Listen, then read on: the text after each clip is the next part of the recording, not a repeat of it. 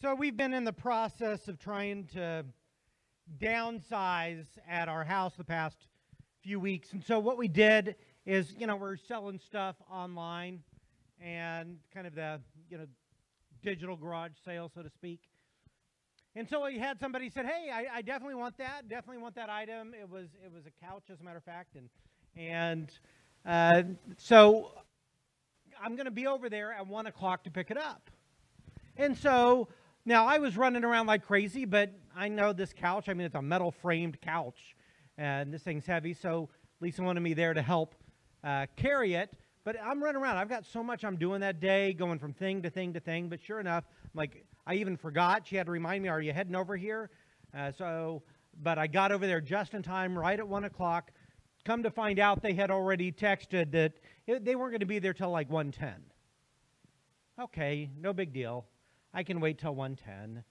And as it creeps from 1:10 to 1:15 to 1:25 to 1:30, I'm like, this is crazy. Like I could have been here and I said, Lisa, you know what I think? I think this is going to be a sermon illustration this Sunday. I think it's going to be a sermon illustration. And the reason it is because we are talking about, is it going to go? One more. Love is not rude. Now, the thing that was interesting about that being late and they didn't think a thing of it. They didn't think a thing about being late about it. They were just, we're here, and that was okay. And I know that there's this different ideas about when you should be to something. Some people who saying, if I'm not early, I am late, and others who are like, hey, I said 1, as long as I'm there before 2, I'm on time. And the thing is though, that we have been doing this series on love, and really with the idea that you and I would be willing to be as devoted to being warriors for love as people are out there willing to devote themselves to conflict and division. That you and I would be willing to follow Jesus' example and say, I am willing to devote, and more than just what I do, but who I become.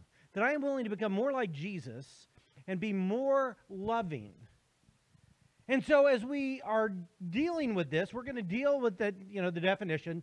I'm using the English Standard Version with the word rude. The challenge for finding a definition that I could just put just love is not rude in there was tough because the noun carries all the way to the first of the verse 3.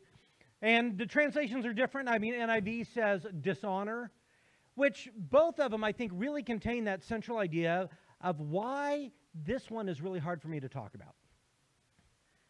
This topic is going to be tough because I think there are really two competing ideas about the idea of being rude in relation to love. So, when we talk about love not being rude, what do we even mean by rude? What does that mean? We can talk about it means saying mean things to people. That would be rude. Being late, not showing up till 1:30 when you said you were going to be there at 1, and people are in that can be rude. Maybe a counterexample, though, like if you were walking along the road here and wanted to cross the street, maybe not even at a corner, no other cars are there, would it be rude to walk across the street?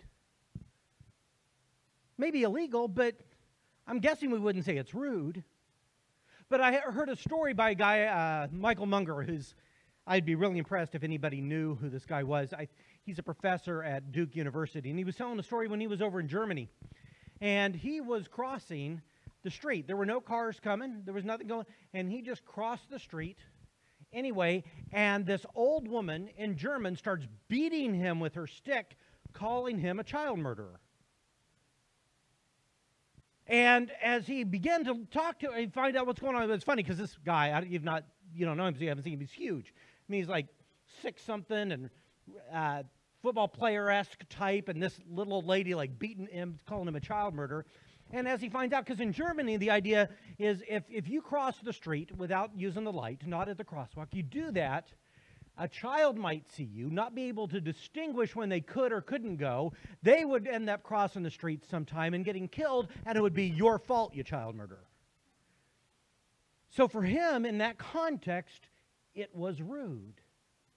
It was considered rude to do that. Or to take another example, I think it is certainly rude to cut somebody off. To move in such a way that you're driving and you're going to force your way in and force them to slow down, force them to that kind of sense, even in ways that it's not necessarily the way the streets were designed. When I take and pick Rachel up from school, she's at a high school, and there's a one-way road, well, two-lane road, but one lane on each side, and you're coming into the parking lot and turning back around to get out. And meanwhile, everybody on these aisles is trying to get in and out. And so you are constantly coming into conflict with other cars. And if you could decide, you know what, I'm just going to go. I'm going to go the legal. I'm just going to turn right and everybody can wait for me because I have the right of way. But if you do so, you're never going to be able to get out because people are so backed up this way. You've got to take turns. Let people take turns and you each step along the way. And it's been interesting after doing that, and most of the folks do that. And it works pretty well. But every now and then you get somebody who's going to squeeze in and they're going to do it, and I can't think just how rude. How rude. But on the other hand, when I was going to school in New York City, and I was one of the few people that had a driver's license, because a lot of folks in New York just don't have driver's license. And I want to tell you, there is no such thing as cutting somebody off. It's just called merging. Like you're going to go in. You're going to make it in. You're going to take whatever space you can. If you're not going to squeeze your way in, then you're clearly not serious, and they're not going to bother letting you in. Blinkers don't mean anything. Don't bother. And it's not considered rude. It's just the way things operate. New York is a special place. I was at a bagel shop, and I'm going to order a bagel and some tea, and so I get in line, and they're going for the people, and they don't say, "May I help you?" They're just like, "Next, next, next." When it got to me, they said next. I'm like, let's see. I think I'll have it. And they're like, next. Like they're not going to wait. They're not going to wait on me to figure out what I want. Like, they don't have time for that. Efficiency is the value. So they're moving. And sure enough, after they helped the other person, they came back to me, and I said, I want this and this. And they're like, okay, and they made it. Not considered rude. That's just how it operates. So what do we mean by rude? I think people look at these kind of things, and we say, basically, it just depends. Rude is, it depends. In one place and in another place, culture is different in different times and places. And what's rude in one place is not in another. And I've heard even Christians, especially Christians, that will say, you know what, these rules of etiquette and niceness and niceties are stupid rules, are arbitrary rules, are man-made rules. They're not God's rules. Why should I have to follow God's rule, these man-made rules? Well, the answer is because, will you push that forward for me? Love demands that we take cultural norms into consideration. Love demands. That's really what rude means, that we take cultural norms, the way culture operates, that we take that into consideration in our dealings with people. Love means putting up with stupid, arbitrary, man-made rules for the sake of others. Now, some of the ways that we might do that could be fairly obvious. Just the niceties of how we respond to somebody. I know of a woman who was on the phone with a doctor's office, and she was yelling and screaming at the people because she couldn't get an appointment as soon as she wanted.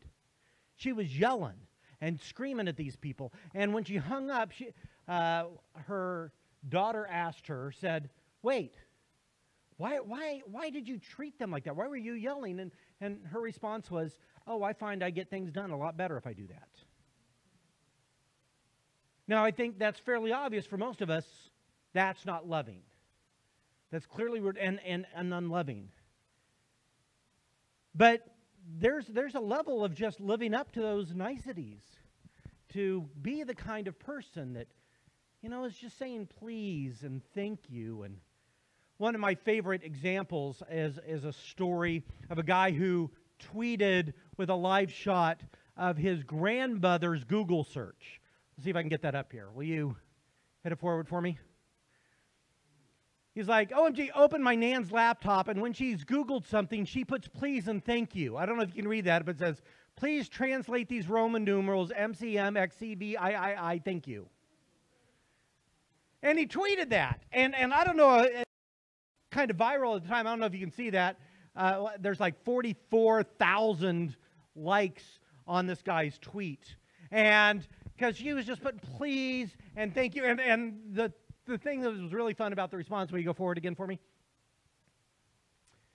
Google UK responded, said, Dearest Ben's Nan, hope you're well. In a world of billions of searches, yours made us smile. Oh, and it's 1998. Thank you. And I think it was sweet, right? I think there was something inherently sweet about a woman who is saying please and thank you into her Google searches. And really we know, I mean, she was under the impression that there might be some people who actually read that and then respond quickly. Like that's what she thought, she was actually talking to people. And we know that it's not real people, so we don't need to do it. But there was something inherent about a woman who says, I'm just going to say please and thank you anyway.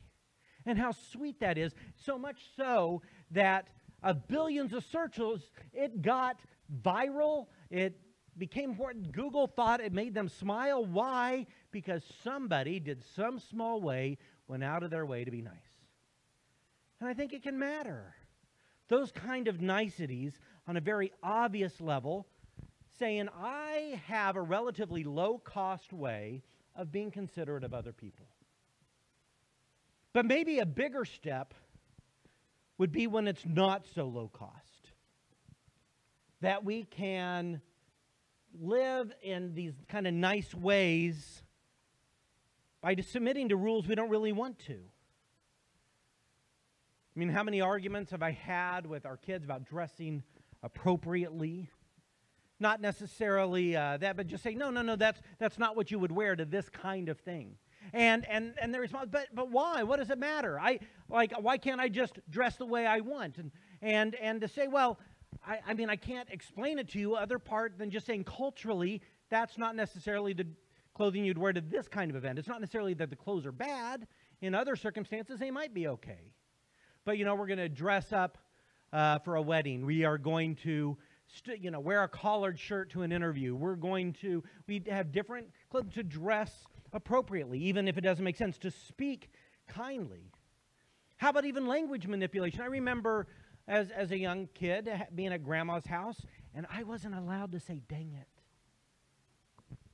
Because Grandma said that's too close. That's too close to the real word. So it's just as bad. And I thought this was dumb, but for the sake of my grandmother, as dumb and stupid as that rule is, I would work not to say it. I'm just hoping I didn't offend anybody here this morning. But maybe there's a bigger way as well. In our interactions, and this is where the warrior of love comes in, is even when those are rude, people are rude to us, that we don't necessarily respond in kind.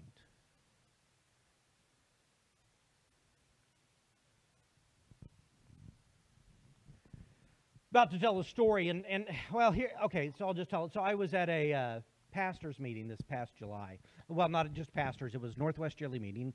It was an annual conference, and I was there, and I had some fellow pastors, and including some that I hadn't seen in a while. And for those of you who know that for the past several, I've been struggling with my weight, and starting with the pandemic, I guess I stopped struggling and just gave in. And as I've gained weight, and so this, for some of these folks, it's the first time they'd seen me in a few years, and I connected with one guy, he shook my hand, he's like, man, you got fat. And I'm like, Yeah, yeah, that happened. Got old too. And he goes, no, no, no, you're fat. And I'm like, dude, I not figuring how to handle it and to respond, but just, kind of laugh it off and blow it off. But see, at one level, those kind of interactions can happen. Now, the truth is this man is from was not born in the United States. He's a foreign national. At least he was. I mean, he's got a citizenship now, but there may have been a cultural thing there that it wasn't considered rude for his culture. So I, try to be gracious in the midst of that. And I don't know how successful I was because I still remember it, and now I'm telling the story. But the thing is that how about in those instances, how likely are we to respond like, how dare you? Or to go after somebody, well, if they wouldn't have done this, they pushed me, and now I'm standing up for myself, so I'm going to push back. And we find ways to be unkind because, well, they were rude to us first. I mean, I think that typifies every online conversation I've ever seen, where somebody responds because they've interpreted what somebody said in the worst way possible, and that justifies them being all kinds of icky to them.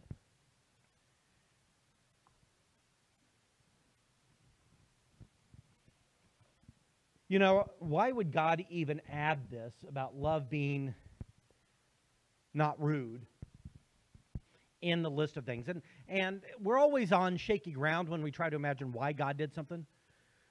But at least I can look at it. I don't know if I can say this is why God did it, but I can think of at least 3 benefits that come from us taking cultural norms into consideration. The first is that it is just unselfish. It is unselfish. It is to say, whatever my agenda isn't what's most important here. I remember an article back long ago, back in our local newspaper, when Miss Manners. Anybody else remember that? Miss Manners, a couple of you. For those of you who are too young to know, so Miss Manners showed up in what was called a newspaper.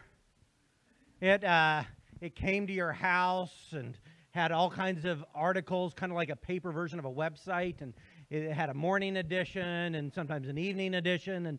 And among that, there was this article of Miss Manners where somebody would ask questions, and I don't remember the exact detail of the question, but something to the idea of somebody says, hey, my husband doesn't think we should that he needs to eat with a fork during dinner just at home. His argument being that it's just horribly inefficient. It's a lot quicker to not eat with a fork. And Miss Manners says, well, really when it comes to these niceties, when it comes to manners, no manners are efficient. That's not the point of manners. That's not the point of niceties. It's not the point of these cultural norms is to say it's not about efficiency. It's about something else. It's about the fact that we just give in for the sake of each other. Which points out the second reason. Not only is it unselfish, it's to say, hey, I'm not doing things the way I would by myself. I'm doing things the way we would in our culture together. But it's also a we thing. And by that I mean it shows somehow that we're in this together. It treats each other as human. It says, hey, we're in this together. As you may know, in this area, there are a number of homeless folks, and I get plenty of opportunity to interact with them, and sometimes I have to say, hey, I need you to do something differently. Like, it's not uncommon for somebody to have camped out on our property overnight and there to be a mess, and yet we've got things going. They're literally laying in front of a door, and to be able to say, hey, I need you to know we've got something going on here. I need you to get going and talk to people. And the thing is as I was interacting with some police officers later, and we were talking about interactions with some of the homeless, and they point out, says, one of the reasons, Bill, that you can be effective in how you treat them is because one of the reasons that you're polite. We've noticed that as you talk to them, just being polite, because in many ways, so many times people are yelling and screaming and trying to control them as opposed to just treating them like, hey, we're in this together. And not necessarily to toot my own horn. I've got lots of struggles when how do we best love and handle the homeless folks around here. But the truth is that I wonder how much just being nice to somebody, saying thank you to the person who doing their job, handing you food through a window, or doing the things that they're supposed to do, and you just say thank you anyway, that just says, hey, we're in this together. I recognize that you're a human and not just some automaton in this world. And so it becomes a we thing. But also, I think, it can gain us a hearing.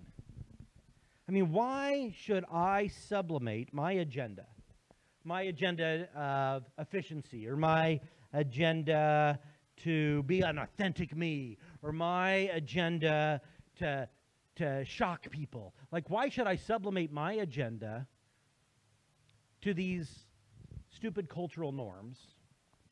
In part because really we have a higher agenda. You and I are tasked with being warriors for the kingdom of God.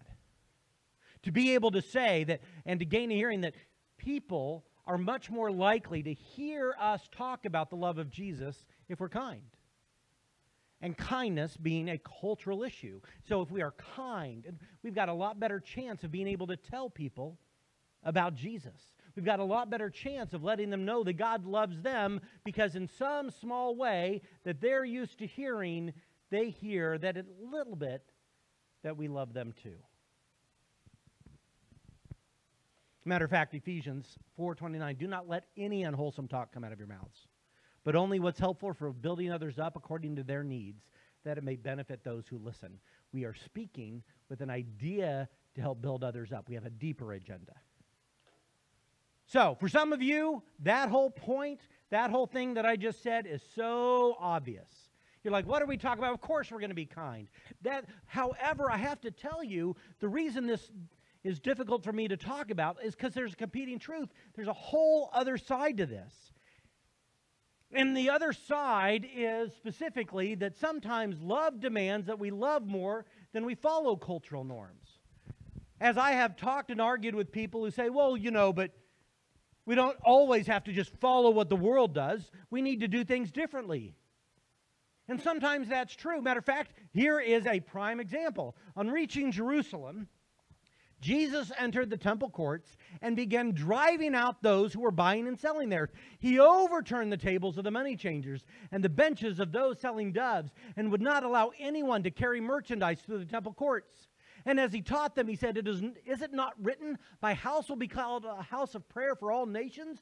But you have made it a den of robbers. I don't think Jesus was, well, I think people could claim that Jesus was being rude here. Why? Well, because at some level, the story behind here is that I specifically chose this Mark version because Mark version points out Jesus saying, my house will be called a house of prayer for all nations. You see, there in the temple courts, so as you know, Jerusalem is currently occupied by Romans. There's not just Jews living in Jerusalem. And yet, some Gentiles did have access to the temple, but the holiest place they could go, the closest they could get to there is here in the temple courts. And so they took the holiest place for Gentiles, the holiest place for those they could otherwise reach out to, the holiest place, and turned that into the market. I mean, they could have done it right outside the gates.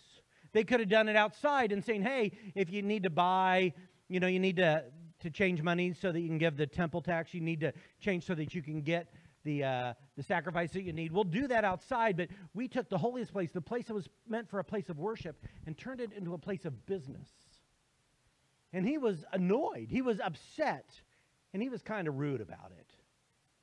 I mean, turning over tables, kicking them out. Because sometimes propriety is wrong. Sometimes just doing things a nice way and doing things is wrong. There are more important values. Another story that I love is about the issue of sati in India. So I'm trying to explain it quickly, but I can't do it both quickly and comprehensively. So let me just, generally speaking, it was this habit where if a husband died, that a wife could show her devotion to her husband by jumping on the funeral pyre as well when he died, so that she'd die with him. And it changed. There's some ideas that maybe it wasn't entirely voluntary, that women didn't necessarily do this by choice, that they were coerced because property rights would go to the woman, but if she jumped on the funeral pyre, then somebody else got it. And so oftentimes there was some coercion and that kind of stuff, and it was almost impossible to tell. And so it was at least as far as this was concerned, when England, with the British Empire, had control of India, they worked to stamp out this practice. And as you would expect, there was a lot of pushback. And specifically, Sir Charles Napier, it is reported that he was there and he was in charge of this parts of India, and they were setting up this funeral pyre, and they were going to have the widow or voluntarily thrown on the funeral pyre as well. And when he objected and said, absolutely not, you will not do that, that's not how this works, they would say, but this is our culture. These are our cultural norms. And it's reported that he said, well, be it so. The burning of widows is your custom. So prepare the funeral pile. But my nation also has a custom. When men burn women alive, we hang them, and we confiscate all their property. My carpenters, therefore, shall erect gibbets on which to hang all concerned when the widow is consumed. So let's all act according to our national customs. So basically saying that I'm not going to follow your cultural norms. I think your propriety is wrong. To simply subject myself to that is silly, and I won't do it.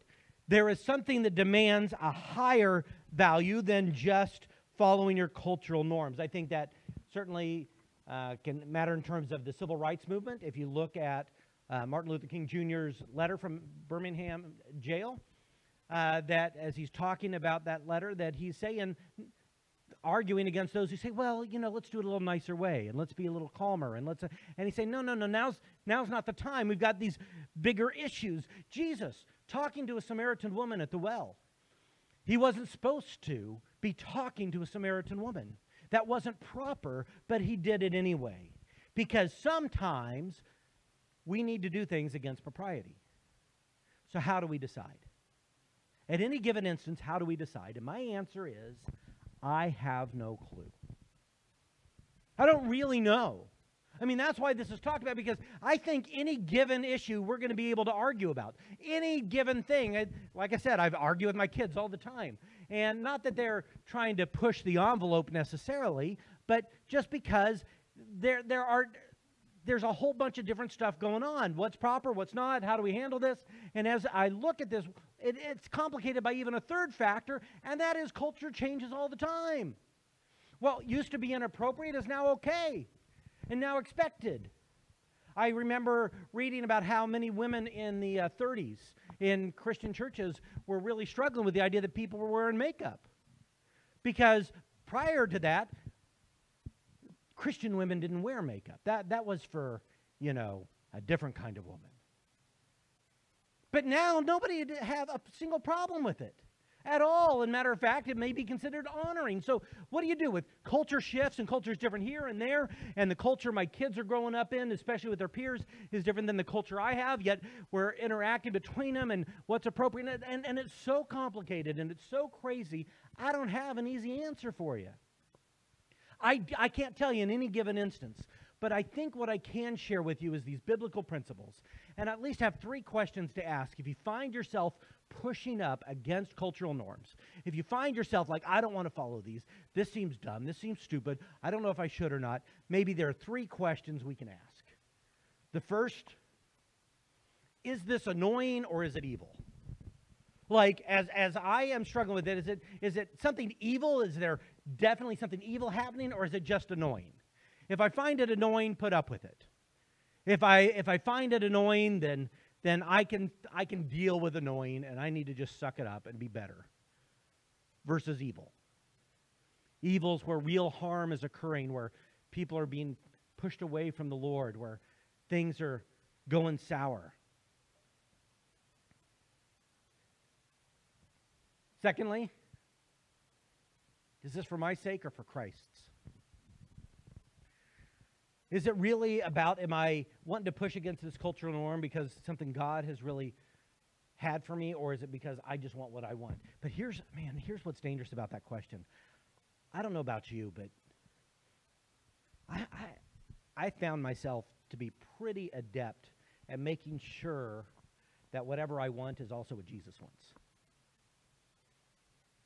I didn't say that the way you may have heard it. I'm not saying I always follow what Jesus wants. What I'm saying is I can convince myself that Jesus wants the same things I do. No, of course God wants this because I want it. And the truth is, folks, if Jesus seems to want you, likes all the people you like and dislikes all the people you dislike, doesn't really want you to change behavior and agrees with you already, I suggest you're not worshiping the real Jesus. You're worshiping an idealized version of yourself. And so we need to be really careful about this. What biblical principle is at stake in me going against this? And then last, and maybe the most important, do I even really care about love? Do I even really care? I mean, that's really the crux. We've got a world full of conflict, and it just feels good to say that little snarky tweet and throw that out. It feels good in that moment of anger to just hit back and to say something. And it feels good. Do we care about love? Maybe we regret it afterwards and think, man, I shouldn't have done that. I should have been better and more like Christ. Or maybe, more commonly, we convince ourselves, well, I wasn't the one in the wrong. I definitely could have done better, but it was really these other people who were wrong. And if they just would have done what they were supposed to do, I would have been perfect. Love means sometimes we have to suck it up and care for people when they don't seem to care for us. And how do we get the power to do that? We don't. I mean, maybe we're pretty amazing. You can probably steel yourself and go, okay, I'm going to do this, I'm going to do this. But how long will that last if we don't really have a heart change? Where God is willing to come in and say to us, to say, Bill, I have more for you. I want you to love. And if you have problems loving, then know that I first loved you. That I didn't wait for you to get it all right. I chose you, even in the midst of your wrongness. Now, can you show a little bit of that love to others? Let's pray. Lord, thank you that you loved me first in ways that I wasn't very lovely at all. And in fact, in my better and more lucid moments, I recognize there's lots to be desired still about me. But that you loved me with an everlasting love and have said and have called me to join you in that kingdom purpose. So, Lord, once again, I pray the same thing. I pray all the time, forgive me. Forgive me for the ways that I've blown it. Forgive me for the ways that I've been rude. Forgive me the ways that I've chosen my own selfishness and my own agenda above caring for other people, even in small ways of kindness and propriety, to honor others. Lord, sometimes I feel like I got to protect my own honor.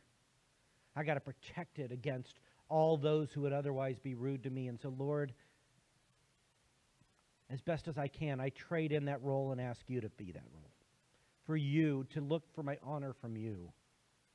To look for my image and self-worth from you. So that I can turn around and with abundant, reckless love just show grace to those around me.